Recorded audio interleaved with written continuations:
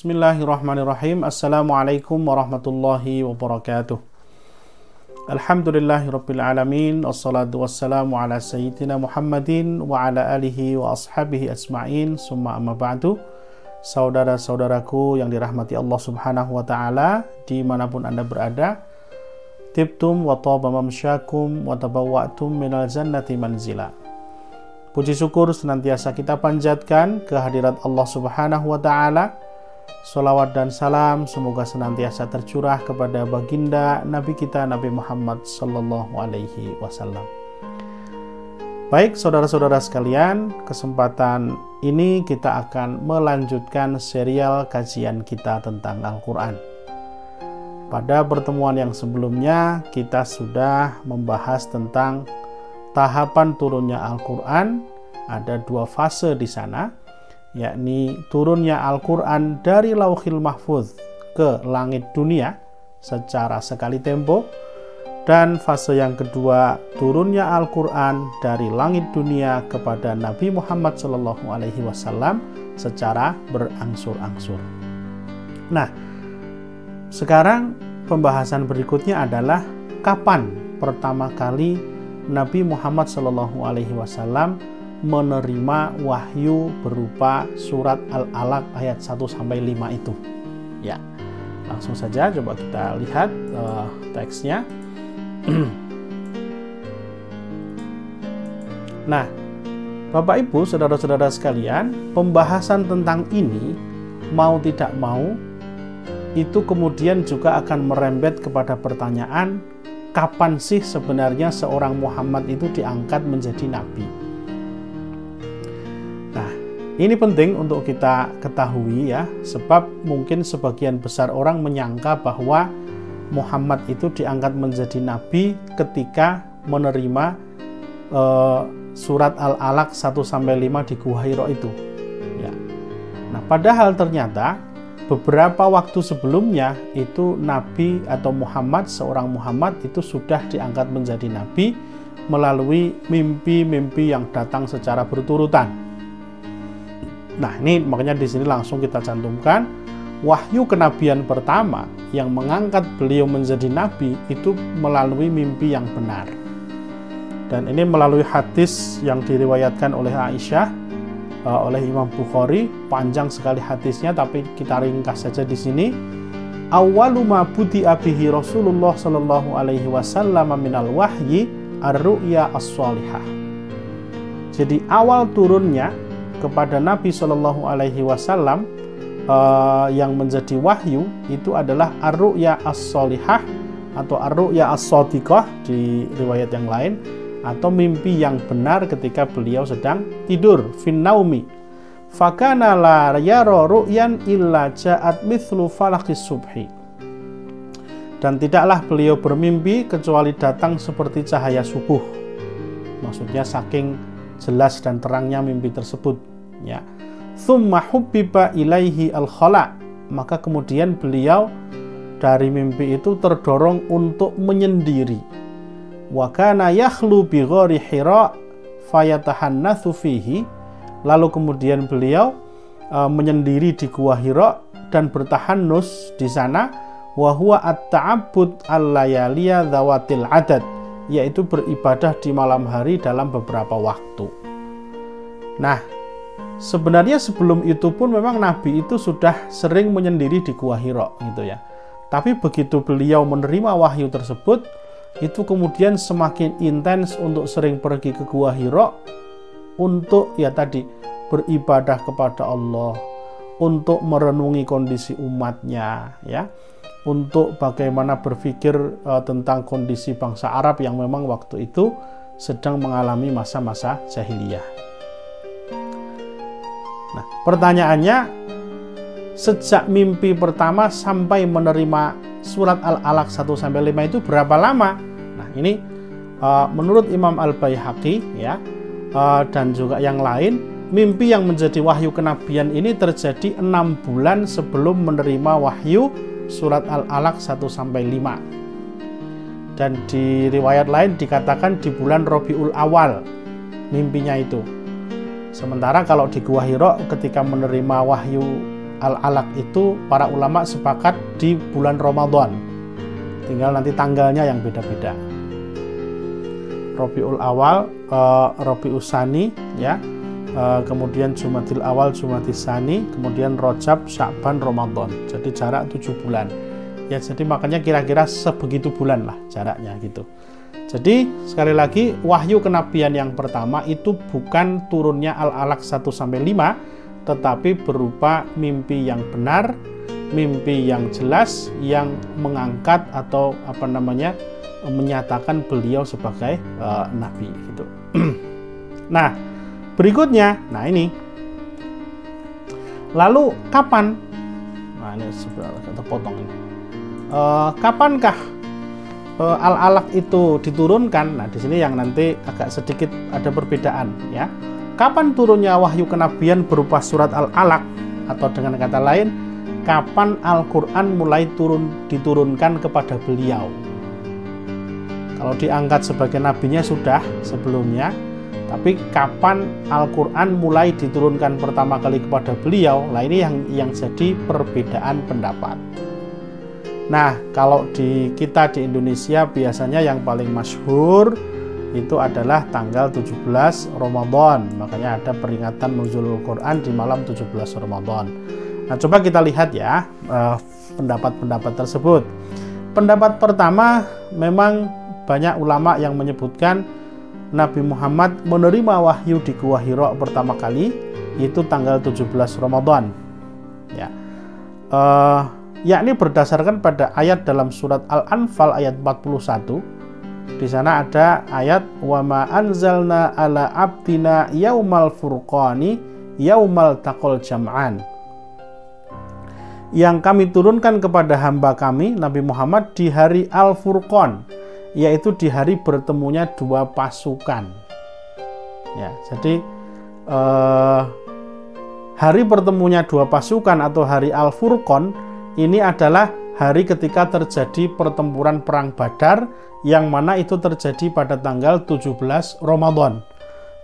Walaupun kalau perang Badar itu 17 Ramadan sesudah hijrah ya, sesudah Nabi hijrah ke Madinah atau 2 tahun sesudah hijriah gitu. Tetapi di situ ada kata yang mengisyaratkan dalam Al-Anfal 41 itu bahwa Al-Quran ini diturunkan sama dengan tanggalnya Yaumal Furqan, sama dengan tanggalnya perang Badar, yakni pada 17 Ramadan. Nah, maka dari sinilah para ulama dan mufassirin yang masyhur seperti Ibnu Jarir At-Tabari, Ibnu Hajar Al-Asqalani meriwayatkan dari Hasan bin Ali, dari Ja'far Al-Baqir berpendapat bahwa ayat ini mengisyaratkan pada hari permulaan turunnya Al-Quranul Karim adalah pada malam 17 Ramadan. Dan ini dicantumkan juga di Al-Quran dan terjemahan yang disusun oleh Kementerian Agama Republik Indonesia. Nah, maka saya kira ini yang menjadi dasar mengapa umat Islam banyak merayakan atau memperingati nuzulul Quran malam 17 Ramadan. Ya, itu tentu tidak ada masalah, silahkan boleh, dasarnya juga kuat.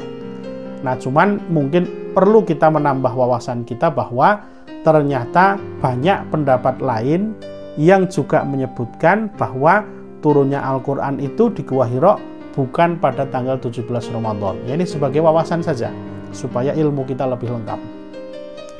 Ya.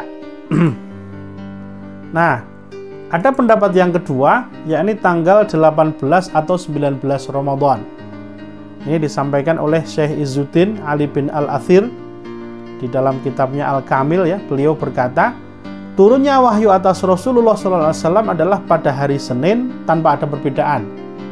Kana nuzulul wahyi alaihi yaumil itsnain bila khilaf. Wakhtalafu fi ayil itsnain kana dzalika.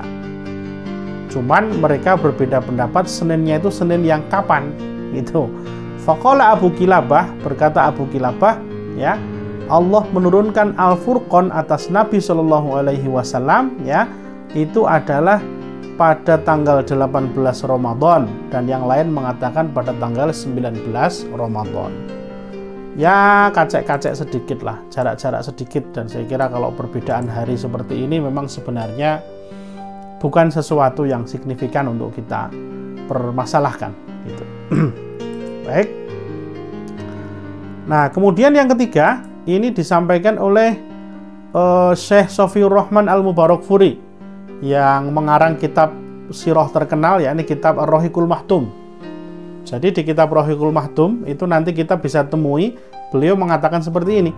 Wa ba'dan nadri wa ta'ammuli fil Qur'ani, dan setelah kita melihat dan mengangen-angen memikirkan fil qoro'in, kok Quran, fil qoro'in wa dalail, tentang tanda-tanda dan bukti-bukti, yumkinu lana an nuhaddida dzalikal yaum, ya. Kita mantap untuk menyimpulkan bahwa hari itu, hari ketika Nabi Muhammad menerima wahyu surat Al-Alaq ayat 1-5, kana yaumul itsnain li ihda wa isrina. Jadi hari Senin, hari ke-21 madad min syahri ramadhani lailan, dari bulan Ramadan di malam hari. Wa yuwafiqu asyra Agustus sanah situmi'ah wa asyroh miladian. Bahkan ini beliau menyebutkan tanggal Masehinya juga, yakni 10 Agustus tahun 610 Masehi. Wa kana umruhu sallallahu alaihi wasallam idzaka, dan umur Nabi pada waktu itu bidhabti arba'ina sanatan qamariyah, 40 tahun qamariyah persis. Wa sittata ashur plus 6 bulan, wa ithnata asyara yauman, dan 12 hari. Jadi nggak jadi persis 40 ya, 40 tahun, 6 bulan, 12 hari. Atau nahwa tis'ah wa thalathina sanatan syamsiyatan, 39 tahun syamsiyah, wa thalathata ashur, dan 3 bulan, wa ithna asyara yauman, dan 12 hari. Wah, ini detail sekali ini Syekh Mubarakfuri dalam Rahiqul Mahtum, ya. Jadi bahwa turunnya Al-Quran kepada Nabi pertama kali itu adalah hari Senin 21 Ramadan 10 Agustus 610. Kenapa tidak ada tahun hijriahnya? Lah belum ada, kan belum hijrah, ya. Kemudian saat Nabi berusia itu tadi 40 tahun 6 bulan 12 hari menurut hijriah, 39 tahun 3 bulan 20 hari menurut kalender Masehi. Ya, ini pendapat dari Syekh Sofiur Rahman Al-Mubarakfuri. Pendapat yang keempat, nah, jadi pendapat yang keempat mengatakan adalah turunnya waktu itu adalah tanggal 24 Ramadan. Dan ini berdasarkan hadis yang diriwayatkan oleh Imam Ahmad, ada dinukil dari tafsir Ibnu Katsir, ya. Anna Rasulullah sallallahu alaihi wasallam qala unzilat suhufu Ibrahim fi awwali lailatin min Ramadan. Suhuf Ibrahim turun di pertama malam Ramadan. Wa unzilat at-Taurah li sittah madhaina min Ramadan. Jadi kalau Taurat di tanggal ke-6 Ramadan. Wal Injil li thalatha asyra khallat min Ramadan. Injil hari ke-13 Ramadan. Wa anzalallahu al-Qur'an li arba'in wa isrina khallat min Ramadan. Dan Al-Qur'an turun tanggal 24 Ramadan. Jadi hadis ini diriwayatkan oleh Imam Ahmad. Saya kalau baca di Ibnu Katsir juga, Imam Ibnu Katsir tidak mengomentari gimana-gimana tentang hadis itu, ya, hanya mencantumkan saja ada hadis itu riwayat oleh Imam Ahmad gitu. Jadi suhuf Ibrahim tanggal 1, Taurat tanggal 6, Injil tanggal 13, ya, kemudian Al-Qur'an tanggal 24 gitu. Nah, kesimpulannya, Al-Qur'an diturunkan dari Lauhil Mahfuz ke langit dunia atau Baitul Izzah itu di malam Lailatul Qadar di bulan Ramadan secara sekali tempo. Ini kita merujuk lagi ke materi yang pertama, ya. Jadi Al-Qur'an diturunkan dari Lauhil Mahfuz ke langit dunia sekali tempo itu di malam Lailatul Qadar bulan Ramadan. Itu merujuk pada surat Ad-Dukhan dan surat Al-Qadar. Kalau yang Al-Baqarah hanya mengatakan di bulan Ramadan. Nah, sedangkan Al-Quran diturunkan dari langit dunia kepada Nabi Muhammad SAW berangsur-angsur selama kenabian beliau, dan wahyu yang pertama kali diturunkan surat Al-Alaq itu juga terjadi di bulan Ramadan. Cuman tepatnya tanggal berapa itu terjadi perbedaan pendapat. Dan yang kami sebutkan tadi ada 4 alternatif. yang paling masyhur tanggal 17. Oke, tidak ada masalah dan tidak usah diubah, nggak apa-apa. Sudah kadung yakin. Cuman ini melengkapi saja ilmu kita biar semakin lengkap, informasi kita semakin lengkap. Di luar 4 ini pun juga masih ada pendapat-pendapat yang lain sebenarnya. Biar tidak terlalu banyak, kita batasi 4 saja. Baik, sementara itu dulu. Sampai ketemu nanti di serial kajian Al-Quran berikutnya. Terima kasih atas perhatiannya. Mohon maaf kalau ada khilaf. Wallahul muwaffiq ila aqwamit thoriq. Assalamualaikum warahmatullahi wabarakatuh.